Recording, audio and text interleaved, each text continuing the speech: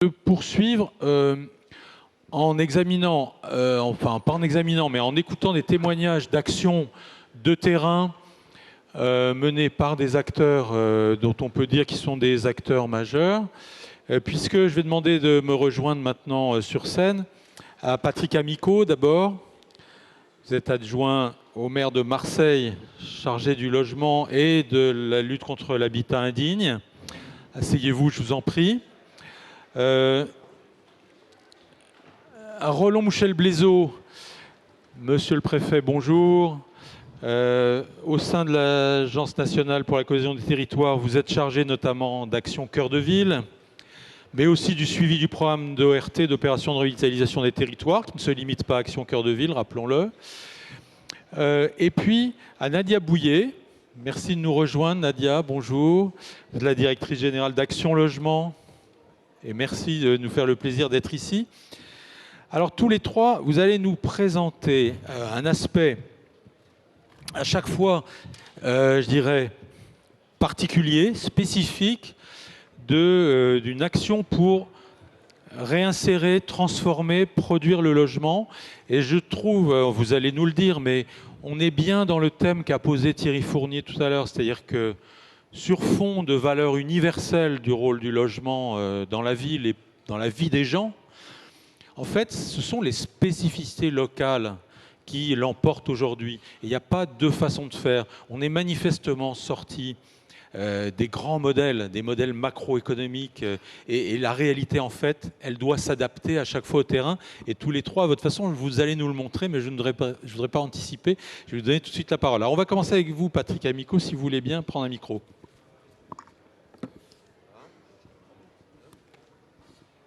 Alors, bien sûr, quand on parle de Marseille et du logement, personne n'a oublié le 5 novembre 2018 et l'effondrement des immeubles de la rue d'Aubagne. Et c'est effectivement dramatique que ça soit par cet angle qu'on ait fait connaître, popularisé, diffusé ces questions du logement dans ce qui est la deuxième ville de France quand même en taille. Et je pense qu'on l'oublie de moins en moins, Dieu merci, qu'elle est importante et qu'elle a ce niveau.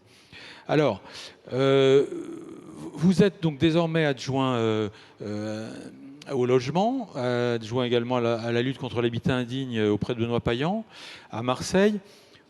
Vous avez un passé qui vous donne quelques compétences pour ça, hein. Vous êtes ingénieur, vous êtes urbaniste et géographe, et puis vous avez un parcours à la Caisse des dépôts. Certains d'entre vous ici vous ont connu, c'est mon cas dans ce parcours-là, à la SNI, puis SNCF, ICF, Habitat, enfin, donc vous savez de quoi vous parlez. En l'occurrence, c'est un sacré morceau auquel vous êtes attaqué. Et d'abord, est-ce que vous pouvez nous dire un mot sur justement l'avancement de votre lutte, on va dire, face à l'urgence de la situation du logement dans la ville de Marseille, pour commencer? Merci de me donner la parole. Je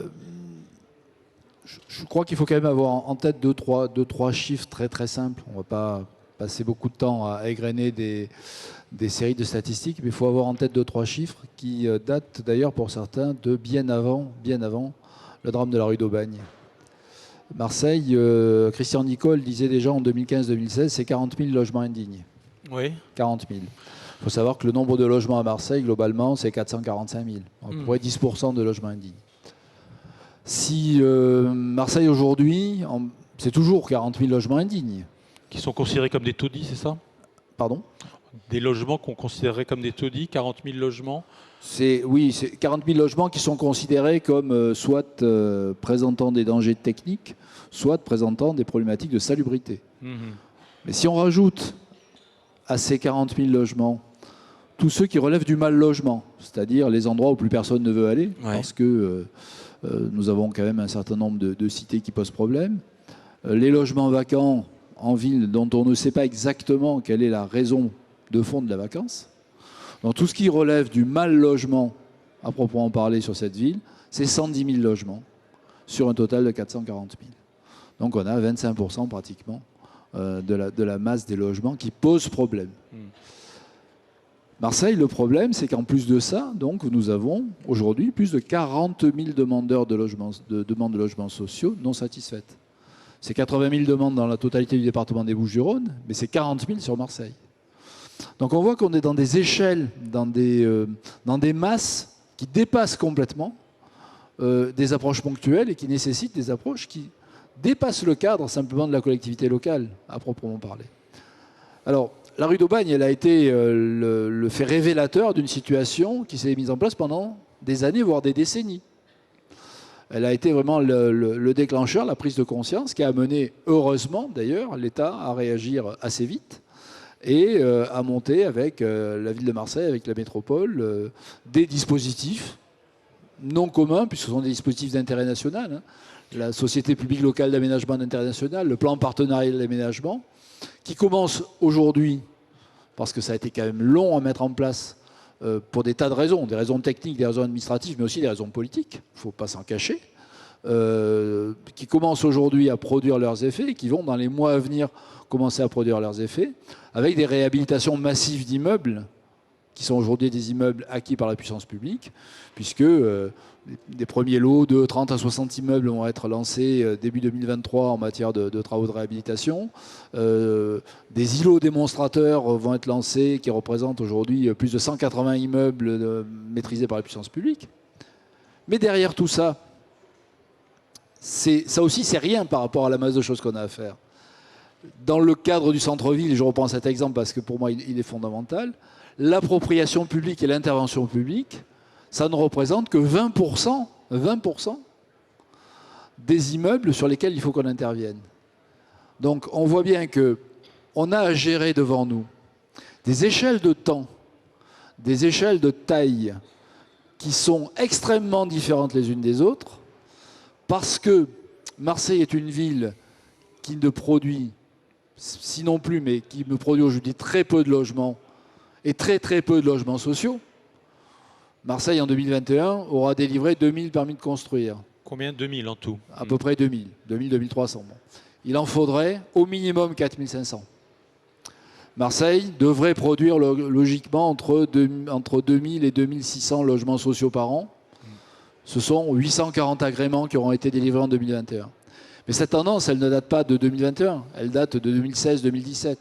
Elle date du moment où il y a eu effectivement une volonté de réduire fortement l'image de Marseille en matière de production de logements et qui est passée par des choses extrêmement directes. Marseille aujourd'hui n'a pas, parce que la métropole n'a pas non plus, de plan local d'habitat. Autrement dit, il n'y a pas de programmation cohérente pour les 6 ans à venir du logement à Marseille, parce qu'il n'y a pas de PLH. Alors vous êtes en cours d'élaboration de ce PLH? On est en train de travailler dessus, on est en cours d'élaboration, sous la pression de l'État d'ailleurs, et heureusement sous la pression de l'État. Mais pour des vagues histoires entre la métropole et certaines communes de la métropole, le PLH qui devait être produit en 2019 n'a pas abouti. Par contre, un PLU a abouti. Un PLU extrêmement restrictif a abouti, mais qui n'est pas basé sur un PLH. Donc on voit qu'on est dans des dispositifs aujourd'hui qui sont contradictoires les uns avec les autres, avec la nécessité absolue de produire du logement sur Marseille. Absolue. C'est vraiment une obligation qu'on a qui ne se discute même pas.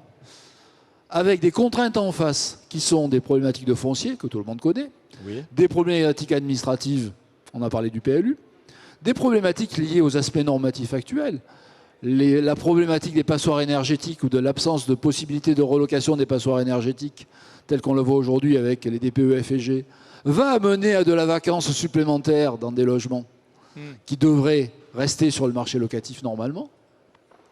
Donc un champ de contraintes qui va nous amener forcément à devoir avoir des débats de fond et avoir des actions immédiates en matière de densification, en matière de recensement du foncier, c'est ce qu'on fait, en matière de pression sur la disponibilité autant que possible du foncier public, et Dieu sait que c'est compliqué, en matière de réhabilitation extrêmement volontariste sur le centre-ville, mais la réhabilitation, ça ne crée pas forcément beaucoup d'offres nouvelles, et c'est bien ça le problème. Donc on voit bien qu'on est dans un champ qui pour nous se déroule sur plusieurs années, parce qu'on a des dispositifs à reconstruire complètement, alors que l'urgence, elle est immédiate. Je peux vous donner quand même 2-3 chiffres qui font un peu froid dans le dos. Je continue à signer une trentaine d'arrêtés de mise en sécurité, les anciens arrêtés de péril par mois. Je continue à faire évacuer une dizaine de ménages par mois. Depuis 2018, Nous avons signé plus de 800 arrêtés de péril sur la ville de Marseille. Nous avons fait plus de 80 signalements au procureur de la République au titre de l'article 40 sur des problématiques de propriétaires indélicats ou de marchands de sommeil. Donc ça donne une idée un petit peu de la masse de choses à laquelle on est confronté. Sur une ville comme Marseille aujourd'hui, la lutte contre l'habitat indigne, c'est un service qui représente plus de 100 personnes. Il en faudrait au moins 140. Alors qu'avant 2018, c'était 6 personnes qui s'occupaient de ça. Ouais. Donc on a changé d'échelle, mais l'échelle est tellement énorme qu'il va nous falloir quand même du temps et un énorme volontarisme pour continuer à avancer, et avancer tout de suite. Vous avez fléché des mesures à prendre rapides dans le cadre de la mise en révision du PLU intercommunal. Alors, on le sait, Marseille, c'est aussi compliqué parce qu'il y a des conseils de territoire qui sont dans la métropole et lesquels réunissent des parties seulement des communes de la métropole. Bon, alors ça rappelle un petit peu l'Île-de-France et la métropole du Grand Paris. Mais voilà, ça devrait évoluer puisque normalement la loi 3DS a prévu la fin des conseils de territoire. Mais bon, enfin, vous êtes en tout cas engagé dans une procédure de révision de PLU intercommunal. Ça a été l'occasion pour vous de cibler des mesures qui devraient être intégrées dans ce document réglementaire. Alors bien entendu, nous avons proposé à la métropole d'intégrer tout de suite des servitudes de mixité sociale partout. Alors, parce que, de les modifier peut-être, parce qu'aujourd'hui, voilà, les servitudes de mixité sociale, elles s'appliquent à partir d'un programme de 80 logements. Alors ça, voilà, alors à Marseille, il faut savoir que jusqu'en 2019, 2020 même, la servitude de mixité sociale n'était pas à 80, elle était à 120 logements. C'est-à-dire que globalement, en dessous de 120 logements, on ne faisait pas de logement social. Et lorsqu'on en faisait, on faisait du PLS. Donc le problème était assez vite vu. Donc elle a été redescendue quand même à 80 logements, mais on continue à avoir des programmes à 79 avec bien évidemment majoritairement du PLS. Donc ça, c'est ce qu'on a découvert en arrivant. On a demandé à la métropole de réduire cette servitude de mixité sociale à 30 logements. La métropole nous a gentiment répondu qu'elle était d'accord pour 60, mais qu'elle serait d'accord sur 30 sur les zones de bonne desserte. Et je rebondis sur ce que vient de dire l'intervenante précédente. C'est quoi une zone de bonne desserte? C'est l'œuf ou la poule. Une zone de bonne desserte, c'est une zone où il se passe quelque chose. Il se passe quelque chose s'il y a une bonne desserte. Donc, par quoi on commence? Par faire des infrastructures, ou on commence par vouloir volontairement amener de la mixité. La mixité et laisser l'urbanisation se faire sur une zone. Et c'est ça qui va créer la bonne desserte, en fait, elle-même. Donc on est vraiment dans ce débat qui est un débat de fond sur la densité, qui est un débat de fond sur l'urbanisme et sur la création et la mixité de la ville, qui est lourd. Le deuxième problème sur lequel on a, c'est qu'on a des quartiers entiers, 13e, 14e, 15e, 16e arrondissement, qui ont 46% de logements sociaux, et des quartiers du centre, je pense au premier arrondissement notamment, qui ont moins de 5% de logements sociaux, mais qui par contre sont dans des situations de logement social de fait particulièrement énormes. Puisqu'on pense que globalement, 70 à 80% des personnes qui sont dans le centre-ville peuvent relever du logement social, voire du PLAI pour la plus grande majorité. Donc on voit bien qu'on a des enjeux de répartition territoriale absolument énormes sur Marseille, qui aussi nécessitent un volontarisme qui va nettement plus loin que la simple servitude de mixité sociale. Ok. Merci Patrick Amico. Je ne sais pas s'il y a des questions qui pourraient vous être posées. Je ne les vois pas en tout cas. Il y aura l'occasion de parler avec vous à 12h30 tout à l'heure à la pause déjeuner.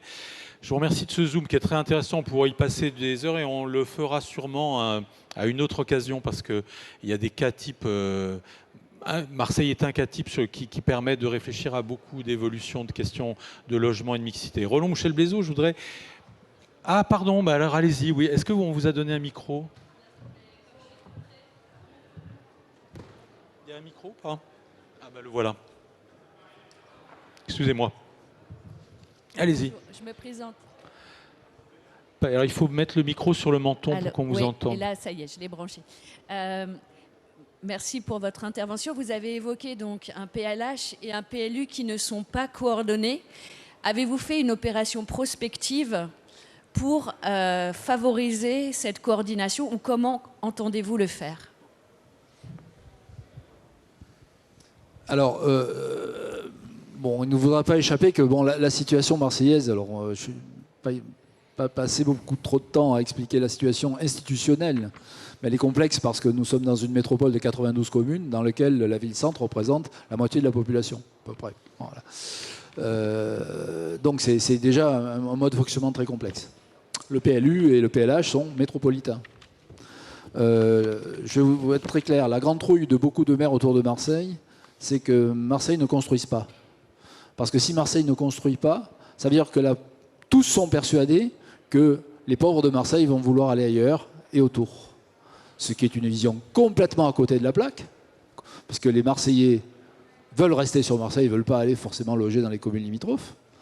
Donc aujourd'hui, l'élément de fond qui va amener à la révision du PLU, c'est le PLH. Ce PLH devrait être bouclé d'ici la fin de l'année. Tout le monde attend aujourd'hui au sein de la métropole que Marseille produise ses chiffres. Alors nos chiffres, on va les produire en septembre, il n'y a pas de problème. On verra à ce moment-là que Marseille est dans une politique très volontariste en matière de construction, mais qu'on est bloqué aussi par un PLU qui n'est pas en cohérence avec le PLH. Il va bien falloir, d'une manière ou d'une autre, rentrer dans une révision lourde et immédiate du PLU derrière pour pouvoir le mettre en conformité avec le PLH. Mais ça, c'est un débat que nous allons avoir à trois, entre la métropole, la ville et l'État. Parce qu'il ne faut quand même pas oublier que c'est l'État qui est garant de l'aide à la pierre et qui a donné sa délégation d'aide à la pierre à la métropole. Merci.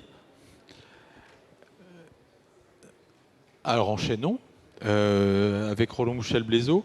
Donc, Monsieur le Préfet, donc je l'ai dit en vous présentant, vous êtes chargé d'Action Cœur de Ville, mais pas seulement au sein de l'Agence nationale pour la cohésion des territoires, la NCT.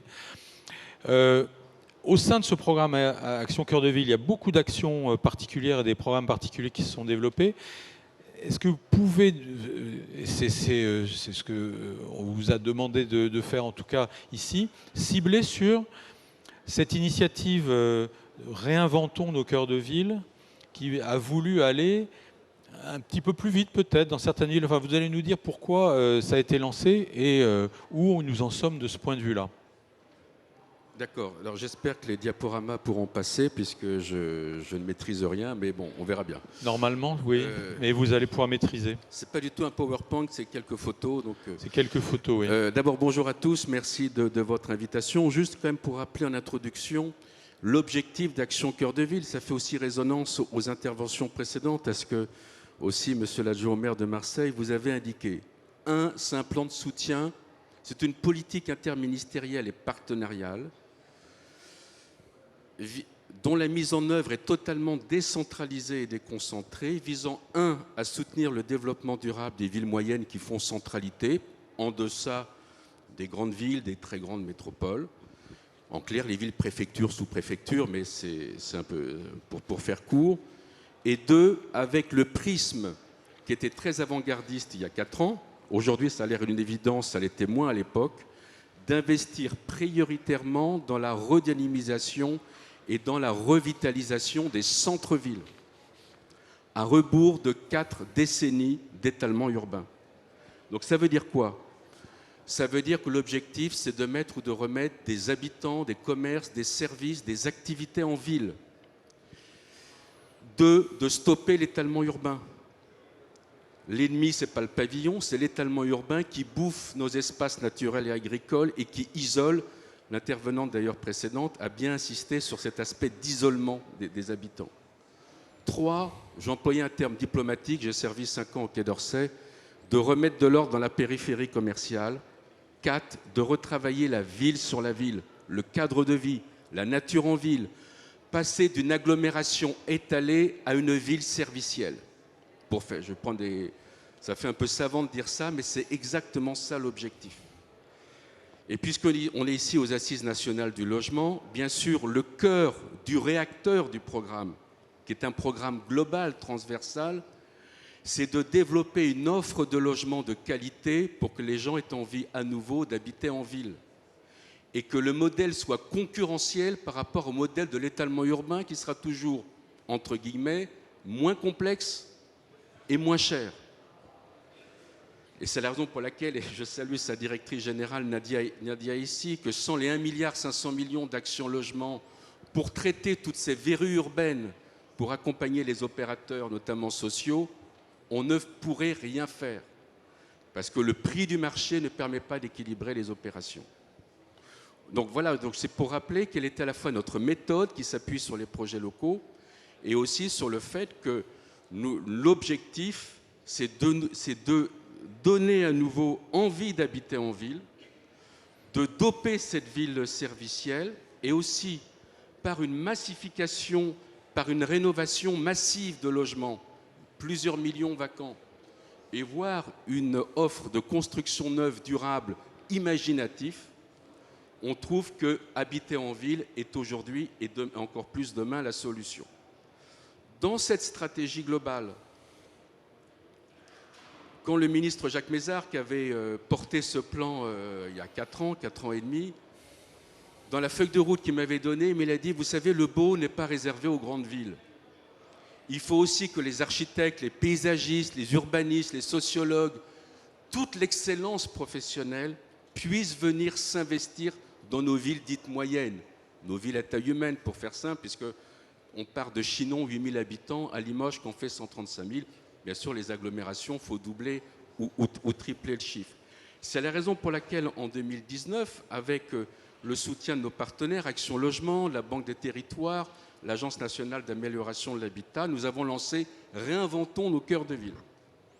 Ce n'était pas un concours d'architectes sans lendemain, c'était l'idée de proposer à des villes qui le souhaiteraient, des villes bénéficiaires du programme, il y en a 234 en métropole et en Outre-mer, je laisserai Nadia parler beaucoup de l'Outre-mer, c'est de dire, mais est-ce que vous avez éventuellement un site un peu emblématique, une grosse verrue urbaine, enfin en tout cas un sujet lourd en ville, sur lequel vous souhaiteriez éventuellement qu'on vous apporte de l'ingénierie, de l'expertise, de la visibilité auprès d'investisseurs, etc., etc. Quand on a émis cette idée, je me souviens, dans ce qu'on appelle les milieux autorisés, tout le monde m'a dit « mais tu vas te casser la gueule, ça n'intéressera personne ». Vous vous rendez compte, lancer un appel à projet « Réinventons nos cœurs de ville dans les villes moyennes », il y avait un côté un petit peu inconscient. Je dis ça en termes très diplomatiques. Eh bien, sur les 222 territoires, pour faire simple, 112 villes du programme, c'est-à-dire une ville sur deux, ont répondu aux 3 ministres qui avaient lancé sur notre proposition cette affaire en disant « mais nous, ça nous intéresse de lancer un appel à projet local parce qu'on a tel site, en faisant appel à l'innovation, etc. » On en a retenu environ une 50aine dans les premiers... alors, je ne sais pas si... il y a des photos. Oui, c'est une slide qui est un peu plus loin, effectivement. Voilà. Ça, c'est des exemples. Et on a lancé à peu près une 50aine de villes étaient déjà prêtes ayant la maîtrise foncière. Une 40aine d'appels à projets ont été lancés. Et 16 aujourd'hui ont déterminé des groupements lauréats. Et ce qui était important, ce n'était pas uniquement un concours de conception, mais c'était des équipes pluridisciplinaires et des investisseurs. Et d'ailleurs, Action Logement a pu contribuer dans beaucoup d'opérations à leur équilibre, qui candidataient. Et prenez par exemple cet exemple de la friche industrielle de Montbrison. C'était une friche en plein cœur de ville de Montbrison, dans la Loire, depuis 40 ans. Et après, on s'étonne que des gens trouvent que parfois, c'est un peu... ça crée quand même pas un sentiment forcément très de grande considération quand on habite à côté d'une friche industrielle depuis 40 ans vide. Eh bien, grâce à Réinventons nos cœurs de ville, des investisseurs, des architectes, des promoteurs, des urbanistes ont gagné cet appel à projet local qui va devenir une sorte d'écoquartier avec du logement, des commerces, une maison médicale. Bref, on va traiter une verrue urbaine qui était enquistée en plein cœur de ville. Vous avez à côté, je crois, par exemple, un autre exemple qui est Châteaubriand, où sur un peu aussi des friches urbaines, un nouveau quartier est en train de se construire entre le centre-ville et la gare. Et toujours avec des logements un peu adaptés, des solutions intergénérationnelles. Enfin bref, essayez. Vous parliez en parlant du PLH, monsieur l'adjoint au maire, qu'il faut qu'on construise ou qu'on produise des logements qui correspondent aux attentes des habitants et aux besoins du territoire. Et ces opérations visent bien ça. Nous avons peut-être d'autres exemples en ligne. Je vois effectivement Autun, où c'est un ancien hospice qui va devenir aussi avec des solutions, enfin je dirais de l'habitat intergénérationnel qui va être en partie dans cet hospice qui va être rénové, etc., etc. Bref, l'intérêt de cette démarche pour laquelle on a fait confiance aux élus et aux acteurs locaux, c'est que nous, on les a accompagnés, on leur a apporté un kit, on leur a apporté des financements pour boucler les opérations. La création qu'on avait souhaitée du fonds Friche, je pense à Montbrison, est venue permettre de boucler l'opération qui autrement était déficitaire par nature, puisque le niveau du marché qui reste encore raisonnable dans nos villes moyennes ne permet pas d'absorber les surcoûts de la dépollution, de la rénovation, de la complexité urbaine. C'est là où le fonds Friche est vraiment aujourd'hui un instrument extrêmement important. Et puis quand on a des partenaires comme Action Logement qui font de la contribution, y compris en subvention ou du sur-mesure sur des opérations, on arrive à les sortir. Sinon, on ne pourrait pas les sortir.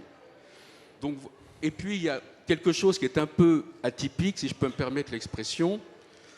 Je l'avais présenté d'ailleurs à l'époque au ministre du Logement, qui était Julien de Normandie. On a fait un catalogue des sites, et votre serviteur, avec la directrice du PUCA, Hélène Pesquine et d'autres, on a été voir des investisseurs pour leur vendre les sites. Alors, c'est un peu original qu'un préfet vienne faire un peu des roadshows devant des investisseurs, mais je pense que c'est bien la philosophie du programme, c'est de donner un coup de visibilité sur ces villes qui représentent un potentiel de développement et de croissance tout à fait exceptionnel. Et je dis bien sûr aux promoteurs, aux investisseurs, aux professionnels de l'art, il y a plein de belles opérations à faire dans nos villes. C'est la raison pour laquelle, comme ça a eu beaucoup de succès, nous avons, j'ai annoncé récemment avec donc, la directrice du PUCA une saison 2, je dirais, de Réinventons nos cœurs de ville. Oui, il y a déjà de nouveaux sites, c'est ça? Il y a 31 sites retenus. 24 villes et 31 sites ont été retenus. Nous allons sortir au mois de juin, juillet, je dis non, on est déjà au mois de juin, mais début juillet, le catalogue des sites que nous sommes en train de faire. On a centré sur le fait qu'il y avait déjà la maîtrise foncière par les collectivités sur les opérations qui sont proposées. Et au mois de juillet, en y associant nos partenaires financiers, nous allons faire un roadshow, probablement sous forme de webinaire, où on va associer tous les réseaux professionnels, enfin l'attention de tous les réseaux professionnels et des investisseurs, pour leur présenter ces 31 sites. Et donc, moi, je refuse, et peut-être tout à l'heure dans les échanges, on parlera de l'avenir, mais moi, je refuse le langage un peu ambiant. Il n'y a pas de terrain, il n'y a pas de projet, il n'y a pas de site, il n'y a pas de ceci et pas de cela. Regardez un peu ce qui se passe en France, ça bouge. Et peut-être, si je peux me permettre une suggestion, éventuellement développer l'offre de logement dans des endroits où nos compatriotes ont envie d'habiter ne serait pas forcément une absurdité. Oui, surtout s'il y a une desserte et s'il y a de la fibre optique ou des choses comme ça. Ce sont des villes à taille humaine. Encore une fois, ce n'est pas pour opposer les territoires. On a besoin de Paris comme ville mondiale. On a besoin des grandes métropoles qui exercent un rôle d'entraînement tout à fait exceptionnel. J'étais récemment à Montauban. Les relations Montauban et Toulouse sont gagnantes des deux côtés, ou de Libourne avec Bordeaux. Mais on a besoin, et on redécouvre ce maillage des villes moyennes, à taille humaine, entre 20 et 100 000 habitants, qui ont toutes les aménités de la ville, mais qui peuvent aussi permettre, peut-être dans un nouveau style de vie, à mieux concilier, la ville du quart d'heure, à mieux concilier, je dirais, la vie professionnelle et la vie personnelle, la nature en ville, bref, remettre beaucoup d'humain sur ces sujets. Je pense que c'est la carte de visite de ces villes. Merci. Pour cette première intervention, est-ce qu'il y a des questions à Roland Mouchel-Blaiseau sur Action Cœur de Ville? Je fais confiance aux porteurs de micro parce que je ne vois pas toute la salle. Non, pas tout de suite. Monsieur le préfet, on parle aujourd'hui beaucoup d'un mouvement de détertiarisation et on voit que depuis 2017 et le lancement d'Action Cœur de Ville, les villes moyennes ont la cote. Et évidemment, le Covid n'y est pas pour rien, mais pas seulement. C'était sans doute un mouvement de fond de redistribution des Français sur le territoire, sans qu'il y ait besoin d'un plan mono, comme à l'époque du général de Gaulle. Est-ce que vous pensez que c'est la chance à saisir pour ces villes? Vous avez raison. La crise est un phénomène d'accélération et d'amplification, mais n'a pas créé, je dirais, ce nouveau regard de nos compatriotes sur ce qui fait un peu la diversité et la richesse de notre pays. On a pour ça un indicateur, et d'ailleurs j'en ai sorti avec les notaires de France un juste avant la période de réserve électorale, parce qu'on a période de réserve, c'est pour ça que je en signalant que vous êtes en période de réserve. On est obligé d'être un peu prudent, mais enfin c'est un peu bizarre, mais c'est comme ça. Mais on a sorti les premiers chiffres du baromètre de l'immobilier que nous co-construisons avec les notaires de France, Conseil supérieur du notariat. Et donc, on a 3 indicateurs très simples. Le nombre de ventes dans les villes et dans les agglos. 2, le prix des ventes. 3, l'état de performance énergétique. Je mets à part le dernier qui prouve qu'il y a encore beaucoup de travail. Premier truc, entre 2018 et 2021 inclus, le nombre de ventes dans les villes Action Cœur de Ville a augmenté de 17%. Ça veut dire qu'en 2021, il y avait plus 17% de mutation par rapport à 2018, qui était déjà une bonne année. Et si on prend l'ensemble de l'agglo, c'est plus 20%. Ça veut dire quoi? Et puis par ailleurs, que le prix médian des appartements a augmenté environ sur cette période d'environ 10%. Un peu plus on de va valeur, affiner donc, les chiffres, etc. Ça veut dire 2 choses. 1, quand il y a des transactions, ça veut dire qu'il y a du marché immobilier. Donc dans beaucoup, alors, il y a des différences selon certaines villes, etc. Tout n'est pas identique. Mais ces chiffres sont généralement, d'ailleurs, légèrement supérieurs aux moyennes nationales. Ça veut dire quoi? Ça veut dire qu'aujourd'hui, il y a un marché dans nos villes. Donc ça veut dire qu'il y a un dynamisme, qu'il y a une demande. C'est la raison pour laquelle il n'y a pas de ville, même les plus enclavées de nos villes moyennes, où le maire, les notaires, les agences immobilières, les opérateurs immobiliers nous disent on n'a pas assez de biens à offrir par rapport à la demande. Et ce n'est pas forcément des villes littorales. Donc aujourd'hui, quand on a toujours dans notre réglementation une distinction zone tendue, zone détendue, ça n'a plus aucun sens. Je ne veux pas développer, on pourra développer avec Nadia, mais parce que dans toutes nos villes, il n'y a pas assez de biens pour répondre à l'aspiration des gens. Je ne parle pas bien sûr des enjeux colossaux auxquels vous êtes confrontés. Et donc ça veut dire qu'il y a un marché, qu'il y a une demande, mais qu'on a un problème d'offre, de logements rénovés qui correspondent aux aspirations contemporaines, voire de logements neufs. Et puis quand on a une juste revalorisation du prix, ça veut dire, que vos logements ne perdent plus d'argent comme c'était peut-être le cas dans certaines villes. Et ça veut dire que quand vous êtes un foyer et que vous investissez dans cette ville pour après, peut-être 5 ans après, aller ailleurs, vous allez avoir une juste revalorisation résidentielle de votre bien, pas spéculative comme dans les grandes villes. Ça veut dire que vous pouvez davantage vous projeter aujourd'hui dans ces villes en disant je peux construire et je peux développer mon patrimoine et ma vie dans ces villes.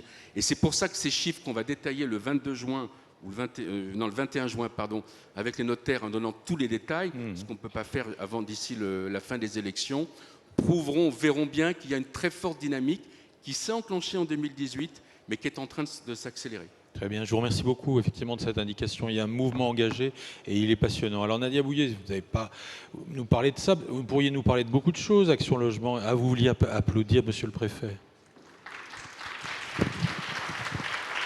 Enfin, c'est les résultats de l'action du programme qui implique effectivement beaucoup de gens avec des implications locales fortes et des partenariats locaux à chaque fois différents, effectivement. Nadia, vous avez ici le petit boîtier. Alors, oui, je disais, Action Logement pourrait évidemment nous parler d'Action Cœur de Ville. Roland Mouchel-Bézot l'a rappelé. Dans le programme d'investissement volontaire, notamment, on trouve 1,5 milliard d'investissement sur Action Cœur de Ville. Bon, tout ça va trouver des rebondissements dans le cours de l'année. On ne va pas anticiper tout de suite sur ces sujets, d'autant que ce qu'on vous a demandé de faire ici, c'est de zoomer sur un des secteurs de la France où la question de l'atterrissage local des préoccupations de logement est particulier, il est spécifique peut-être plus que jamais, comme Marseille est extrêmement spécifique, mais là il s'agit de l'outre-mer, où il y a Action Cœur de Ville en outre-mer également, bien entendu. Hein. Absolument. Voilà. Alors, Action Logement en outre-mer, expliquez-nous comment vous arrivez à élaborer une action qui soit spécifique, que ce soit aux Antilles ou dans l'océan Indien. Alors d'abord, peut-être, Action Logement en Outre-mer, ça représente quoi? Alors déjà, merci beaucoup pour votre invitation ce prie. matin et pour m'inviter à parler de ces territoires, parce qu'effectivement, s'il y a des territoires où cet enjeu de réponse pragmatique de terrain existe, c'est bien l'outre-mer. On a des territoires qui sont très spécifiques, qui sont aussi, de notre point de vue, stratégiques pour la France. C'est même, enfin, j'aurais tendance à dire, une chance pour la France, du fait de leur emplacement, du fait aussi de leur richesse. Donc on a des magnifiques territoires, mais qui aussi sont exposés à des risques aussi bien sociaux qu'environnementaux. On a beaucoup de contraintes, l'insularité bien sûr d'abord, donc avec derrière des coûts importants du fret, avec aussi un tissu d'entreprises, notamment une faiblesse du tissu de PME dans ces îles, avec aussi je dirais une question pour une forte mobilité de la jeunesse. Alors ça peut être positif comme vu un peu négativement aussi. On a beaucoup de jeunes qui vont faire leurs études en métropole et puis qui restent en métropole en fait. Et donc des territoires qui ont un niveau de vie moyen plus faible que la métropole et des coûts qui sont plus élevés du fait de ce caractère insulaire.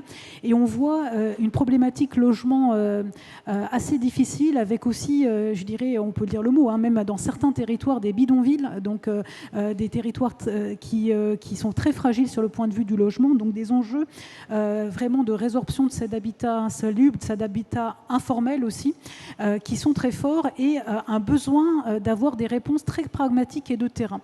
Et donc là-dessus, les partenaires sociaux d'Action Logement ont voulu participer à apporter ces solutions d'un point de vue opérationnel avec un pari qui a été fait sur 3 points. Oui. Alors, la territorialisation, la mutualisation et l'efficacité. Donc, je vais essayer de le décrire. La mutualisation, c'est quoi? C'est que on a la chance d'avoir chez Action Logement un financement qui vient des entreprises oui. Au niveau national, qui est l'APEC, la participation des employeurs à l'effort de construction. En 2019, les partenaires sociaux ont décidé d'avoir un grand plan d'investissement volontaire de 9 milliards d'euros. Alors je précise que ACV fait partie de nos interventions courantes, donc c'est pas dans ce plan. C'est pas dans le PIV, c'est moi qui l'ai dit, je me suis trompé. Et dans le cadre de ce plan d'investissement volontaire de 9 milliards, il y a 1,5 milliard qui ont été dédiés pour l'outre-mer, c'est-à-dire les territoires ultramarins peuvent bénéficier de notre appui sur toutes nos interventions, plus cette enveloppe dédiée. Et ça, c'est possible grâce à la mutualisation de cette participation des employeurs. Ensuite, la question, c'est quoi faire, quoi. Et donc là, il y a eu une méthode de co-construction avec une mission qui s'est rendue sur place, une mission paritaire, patronat et syndicats, avec Bernard Colosse et Ibrahim Adia. Je l'ai vu, là, il est dans la salle, donc tu vas pouvoir confirmer mes dires. Ils sont allés à la rencontre de ces territoires, rencontrer les élus, rencontrer les acteurs économiques, rencontrer les acteurs du logement pour définir le plus précisément possible les axes d'intervention qui étaient prioritaires. Et donc ces axes, il y en a 3 par territoire et ils sont différents. Ce n'est pas les mêmes interventions qu'on va faire en Guadeloupe, en Martinique, qu'à Mayotte ou en Guyane. Alors, je ne sais pas si je voulais les détailler parce que je pense que c'est intéressant quand même. Oui. Ça vous donne une idée de donnez-nous une idée, ce qu'on a identifié comme problématique. Donc j'ai mes petites anti-sèches. Mais en Guadeloupe, c'est l'éradication du parc social indigne, donc un gros effort de réhabilitation de logements sociaux, la production de logements très sociaux. Et puis, c'est dans Creuse en centre-ville où il faut réussir à rentrer dans ces centres-villes dans le cadre, bien sûr, d'ACV, mais pas que d'ACV. C'est une problématique beaucoup plus générale. En Martinique, on retrouve aussi cet enjeu de revitalisation des centres-bourgs et du trait social, mais aussi un besoin de résidence pour les jeunes qui étaient en fort manque. À La Réunion, par contre, c'est le logement intermédiaire qui est apparu comme en déficit. Donc, il y a un programme logement intermédiaire et puis des aides pour ce qu'on appelle les structures collectives, en particulier résidence personnes âgées dans un territoire où on commence à avoir aussi des problématiques de vieillissement de la population et un axe également de réhabilitation des logements sociaux. En Guyane, c'est une problématique différente où on a là cet enjeu d'habitat informel qui est très fort, donc d'arriver à régulariser ces constructions informelles, de construire du logement très social, et puis aussi la problématique des centres-villes qu'on retrouve assez fortement. Et puis à Mayotte, enfin, on a une aide qui n'existe qu'à Mayotte, et donc qui est qu'on peut comprendre quand on va sur place, c'est une aide pour achever son logement. Donc on se dit, ça peut paraître bizarre, mais en fait, vous arrivez à Mayotte, vous voyez, les ménages ont un peu d'argent, ils construisent un premier étage, c'est pas complètement fini, puis après on a un petit peu plus de revenus, puis on fait son deuxième étage. Donc là, ce sont des prêts qui peuvent aller jusqu'à 50 000 € avec un taux zéro et qui permettent d'achever son logement. De même, il y a des prêts jusqu'à 100 000 € pour construire son logement. Et puis un axe très fort à Mayotte sur le logement des jeunes, parce qu'on a une population très jeune, très dynamique, et donc il va falloir également avoir des solutions logement adaptées. Donc, vous voyez des réponses de terrain et des réponses différentes en fonction des territoires.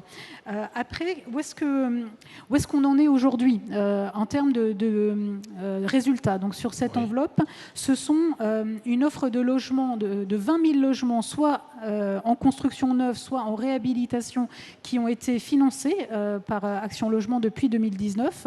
Donc, ça représente une enveloppe de 750 millions. Donc, c'est plutôt un bon résultat. Et on a aussi un programme qu'on a développé dans le cadre de cette enveloppe, qui est un programme d'innovation.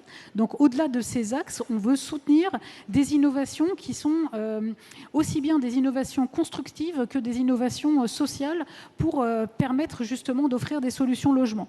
Et en termes de construction, c'est vraiment indispensable, parce qu'on a des techniques de construction aujourd'hui avec des réglementations souvent basées sur des matériaux qui sont nationaux, alors qu'il y a des enjeux aussi d'arriver à développer des constructions avec des filières locales, par exemple, ou alors tous les enjeux de la, je dirais, résilience du parc, c'est-à-dire comment on fait face, comment on construit avec un climat tropical, et comment on arrive à recréer, je dirais, des îlots de fraîcheur ou un certain nombre de problématiques liées à l'environnement. Je vais vous prendre un exemple. C'est en Martinique, sur la ville du Prêcheur. Quand je suis allée là-bas, on m'a dit que c'est le territoire qui concentre tous les risques sauf l'avalanche. Donc, parce qu'il n'y a pas de neige.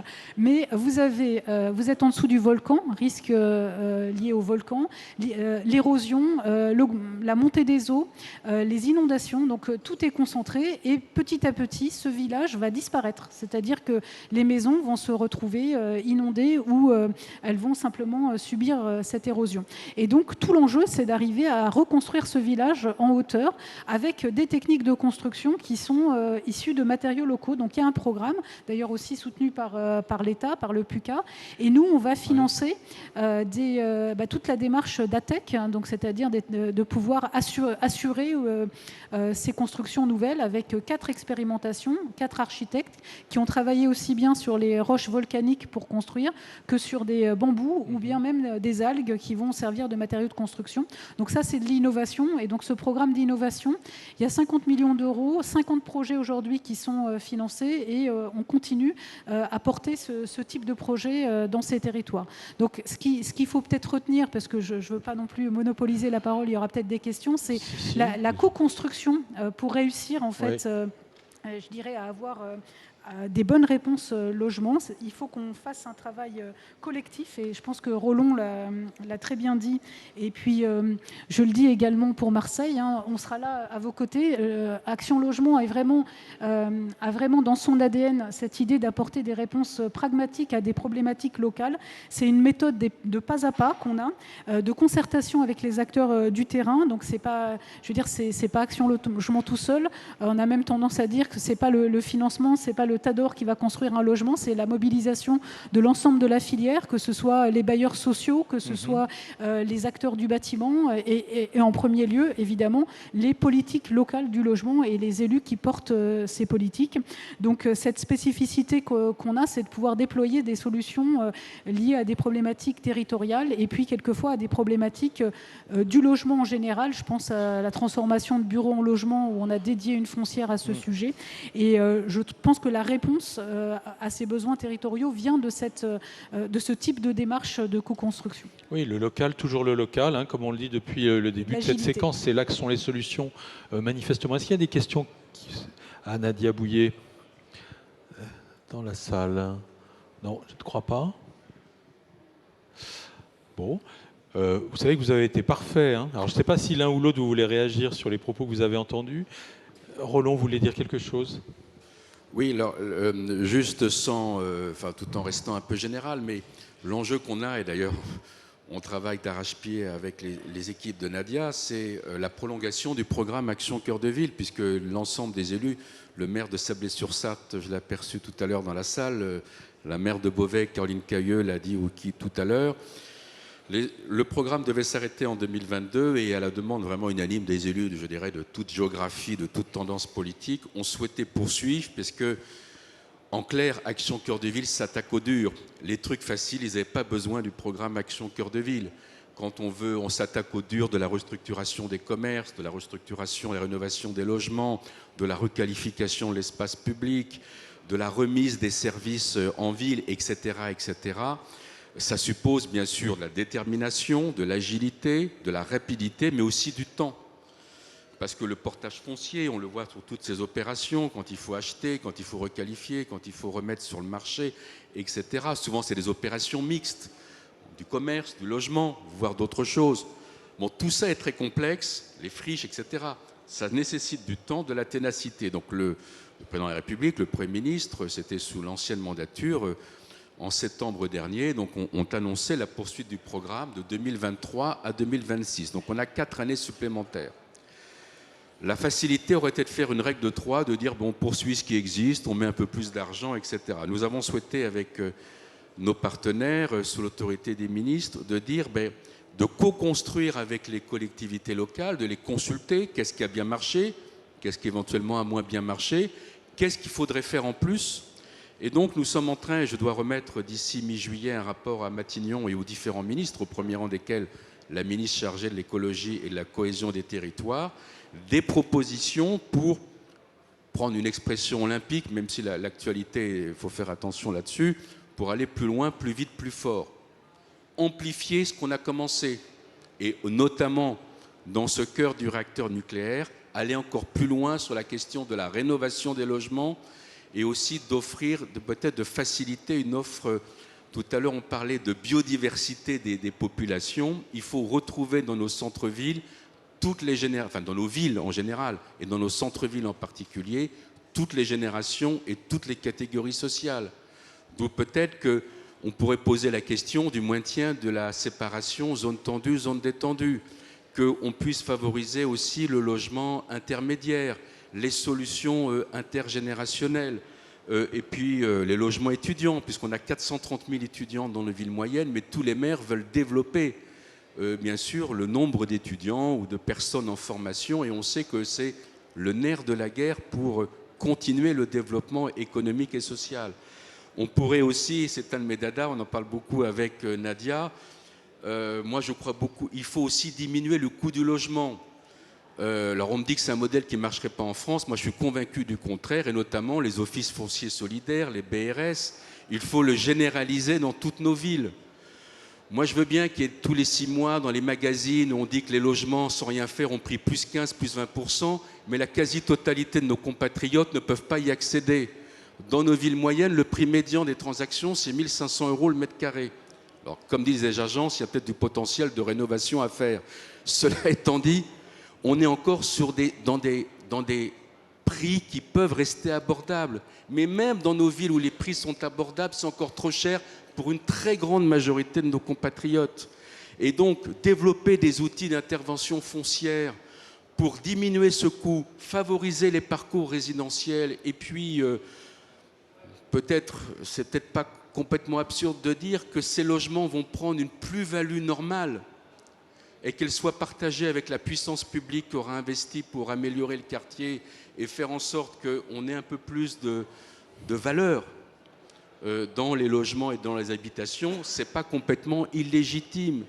Mais rendre le logement abordable est vraiment un enjeu très fort dans l'ensemble de nos villes moyennes, même s'il est plus abordable qu'ailleurs. Et puis, quand on parle d'enrichir, il y a des nouvelles thématiques qu'il faut aborder. L'adaptation au vieillissement, par exemple, sur le développement de la formation et de l'enseignement supérieur, sur décarboner le maximum de nos mobilités, travailler la nature en ville. Ce qui est ressorti de des travaux que nous avons menés avec les maires et les présidents d'interco, des des territoires Action Cœur de Ville, c'est la nature en ville, c'est l'enseignement supérieur. Ça, c'est vraiment les deux items qui sont, enfin, au-delà de tout ce qu'on a pu dire. Et puis aussi réfléchir au périmètre. C'est un des grands enjeux sur lesquels nous sommes en train de réfléchir. Il faut continuer à investir dans les cœurs de ville. C'est de là d'où tout part. Le poisson pourrit par la tête. On est en train de rétablir un petit équilibre. Il faut surtout ne pas baisser la garde et continuer. Mais il y a bien sûr toute la ville. Et puis il y a les entrées de ville. Il y a les quartiers de gare. Et donc d'ailleurs, le président de la République, lorsqu'il avait clôturé notre 4e rencontre nationale à la Cité de l'Architecture du Patrimoine, le 7 septembre dernier, avait dit, mais il faut aussi peut-être s'intéresser aux quartiers de gare qui sont à proximité des centres-villes, et puis aussi traiter la France moche, la France défigurée, celle qui a défiguré nos entrées de ville et d'agglomération. C'est la raison pour laquelle j'ai été également chargé de faire d'ici fin juillet des propositions pour qu'est-ce qu'on peut faire pour essayer de traiter. J'aborde ça avec beaucoup d'humilité parce que plus on s'y plonge, plus c'est complexe. Mais il y a peut-être quelques idées simples. En clair, il y a peut-être 50 ou 100 entrées de ville et d'agglomération en France qui cumulent tous les problèmes et toutes les mochetés. Il y en a beaucoup plus, bien sûr, mais peut-être celle-là. Et en tout cas, on est en train de voir de quelle manière on pourrait aider les collectivités à s'emparer du sujet dans une cohérence globale. On arrête l'étalement urbain, on retravaille la ville, on redynamise le centre-ville, on retraite la périphérie commerciale et les entrées de ville. Entre nous, si ce n'est pas une nouvelle frontière de l'aménagement urbain, je ne sais pas ce que c'est. Donc on attend. Oh. Donc on attend votre rapport, si j'ai bien compris. Il ne sera pas forcément rendu public, mais en tout cas les arbitrages de la nouvelle ministre, si elle est maintenue après les élections législatives, puisqu'elle est candidate. Ce sera bien sûr la ministre de la Cohésion des Territoires et de l'Écologie et bien sûr le ministère référence, mais aussi d'autres ministères intéressés. Je pense bien sûr à la santé pour tout ce qui est établissement de santé médico-sociale, à l'enseignement supérieur, etc., etc. Donc on aura bien sûr, c'est une vraie démarche interministérielle et partenariale, et surtout qu'on mette, j'ai fait un rêve, comme on dit, fond d'amorçage pour que l'investisseur privé prenne le relais et vienne amplifier. Et c'est ça finalement l'objectif d'Action Cœur de Ville. C'est là où la puissance publique au sens large a décidé d'investir dans les villes qui jouent un rôle irremplaçable de centralité, de développement pour l'ensemble de leur territoire. Et il n'y a rien de chose qui nous fait le plus plaisir quand on voit des promoteurs, des investisseurs privés, des commerçants, des entrepreneurs, de nouveau, investir dans la ville et s'y installer. Et je pense que c'est le plus bel indicateur, c'est l'effet levier et l'effet d'entraînement que j'espère nous allons pouvoir susciter de plus en plus. Bien, alors nous allons attendre avec d'autant plus d'impatience les arbitrages. Vous vouliez réagir, Patrick Nadia Bouillet, vous vouliez dire quelque chose? Mais on a dépassé l'heure, hein, je vous le dis tout de suite, mais vous avez... Mais bon. Justement, Oui, non, ça doit marcher tout seul. Ouais. C'est la régie qui va vous donner le son. Non, remercier Nadia Bouillet donc, de sa proposition de venir vraiment soutenir nos actions sur Marseille. Alors, elle le fait déjà directement et indirectement, hein, indirectement y compris par les fonds qui sont mis par Action Logement dans le NPNRU et l'intervention massive du NPNRU, mais aussi parce que, comme je le disais, nous avons, nous, un blocage complet de tout le parcours résidentiel. Et donc les problèmes que l'on rencontre, ce ne sont pas uniquement des problèmes liés au logement social, c'est une chose, mais aussi aux jeunes actifs, mais aussi à l'ensemble des actifs qui sont complètement impactés par l'explosion des prix du marché immobilier, explosion des prix qui est liée à la faiblesse aussi de la production. Donc on voit bien que, quel que soit, alors on parle du cœur de ville ou on parle des problèmes spécifiques qu'on peut avoir sur une métropole ou une ville comme la nôtre, mais on ne s'en sortira que par l'action collective. Et ça, je crois que c'est vraiment le message fort que j'essaie de faire passer aujourd'hui un petit peu partout. Nous avons signé, le maire de Marseille a signé avec Emmanuel Vargon il y a quelques semaines un contrat de relance de la production de logements sur Marseille. Donc c'est quand même un engagement important que nous avons pris vis-à-vis de tous, hein. C'est un engagement public. Ce contrat n'a de sens que si nous savons collectivement mobiliser toutes les énergies dès maintenant, qu'elles proviennent des financeurs, qu'elles proviennent des milieux de la construction. Et pour moi, les milieux de la construction, c'est bien évidemment les bailleurs sociaux, mais c'est aussi les promoteurs, mais c'est aussi toute la filière du BTP qu'il y a derrière. Parce que, en même temps, l'énormité de notre problème est une énormité de chance pour aussi innover, pour aussi développer des filières, pour aussi travailler autrement les questions de mixité, d'équilibrage territorial que nous avons devant nous.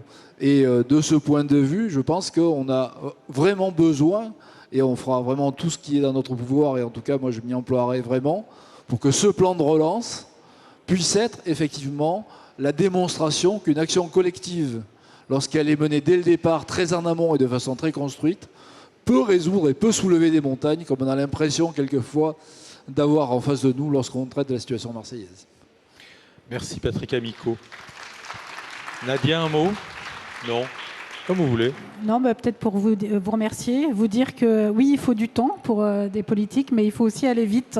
Donc je pense que voilà, il faut aller vite et il faut être opérationnel et avoir une stabilité aussi de nos processus pour y arriver ensemble. Merci beaucoup. Merci à tous les trois.